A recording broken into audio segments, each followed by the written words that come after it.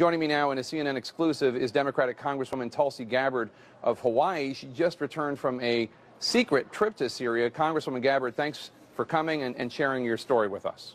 Aloha, Jake. Good to be with you. So you were in Syria for 4 days. Did you meet with President Bashar al-Assad? I did. You know, my reason for going to visit Syria was really because of the suffering of the Syrian people that has been weighing heavily on my heart. I wanted to see if there was, in some small way, a way that I could express the love and the aloha and the care that the American people have for the people of Syria, and to see firsthand what was happening there, to see that situation there. What did Assad have to say? Initially, I hadn't planned on meeting him.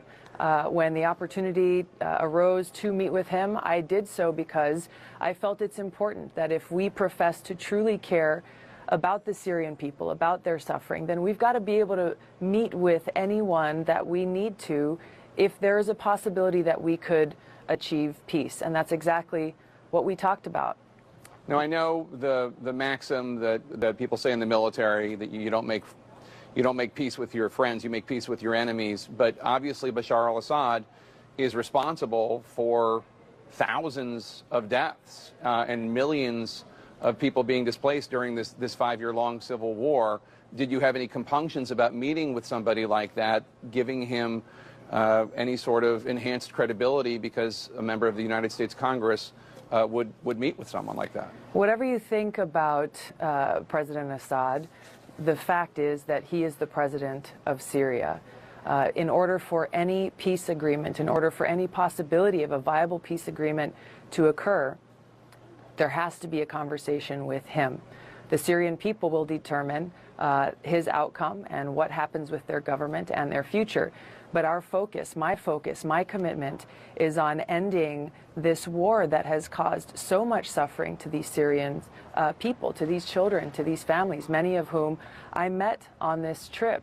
It's important for us to stay focused on doing what is in their best interest and what is in our best interest, and doing what is necessary to make that happen. So, Congressman Adam Kinzinger, a friend of yours, also a military veteran, a Republican, he said on Twitter when he heard about your visit, quote, "Fact-finding mission, fact, 50,000 plus dead children in Syria. Tulsi Gabbard, I hope you didn't meet with their butcher, Assad." Now, Assad has used chemical weapons on his own people. You said it's going to be up to the Syrian people, but there really aren't free and fair elections in Syria. I'll tell you what I heard from the Syrian people that I met with, Jake, walking down the streets in Aleppo, in Damascus, hearing from them. They expressed happiness and joy at seeing an American walking through their streets, but they expressed a question. They said, why is it that the United States, its allies and other countries are providing support, are providing arms to terrorist groups like al-Nusra, al-Qaeda, Ahraralsham, ISIS, who are on the ground there raping, kidnapping, torturing, and killing the Syrian people, children, men, women, people of all ages. They asked me, why is the United States and its allies supporting these terrorist groups who are destroying Syria when it was al-Qaeda who attacked the United States on 9/11, not Syria? I didn't have an answer for them. Obviously, the United States government denies providing any sort of help to the terrorist groups that you're talking about. They say they provide help for the rebel groups. Tell us more about... The reality is, Jake, the reality is, and I'm glad you brought up that point, because this is an often talked about thing by people like Adam Kinzinger and others saying, well, we've got to support the moderate rebels. Every place that I went, every person that I spoke to, I asked this question to them.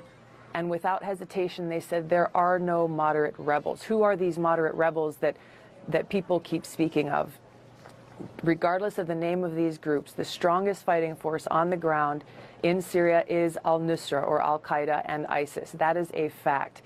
There's a number of different other groups. All of them essentially are fighting alongside, with, or under the command of the strongest group on the ground that's trying to overthrow Assad. The Syrian people recognize, and they know, that if President Assad is overthrown, then al-Qaeda or a group like al-Qaeda that has been killing Christians, killing people simply because of their religion or because they won't support their terror activities, they will take charge of all of Syria. This is the reality that the people of Syria are facing on the ground, and why they are pleading with us here in the United States to stop supporting these terrorist groups. Let the Syrian people themselves determine their future, not the United States, not some foreign country. And we've been showing video of your trip, from your trip. In the minute we have left, tell us the most striking image you have from your visit to this war-torn region.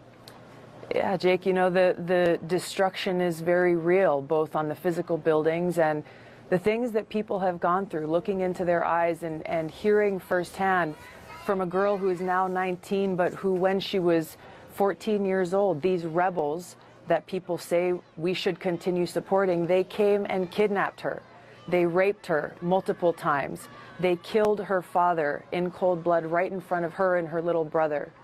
All she is asking for, literally, is for the United States to stop supporting these so-called rebel groups, stop supporting these terrorists, so that the Syrian people can begin to try to get back to some semblance of normalcy in their lives.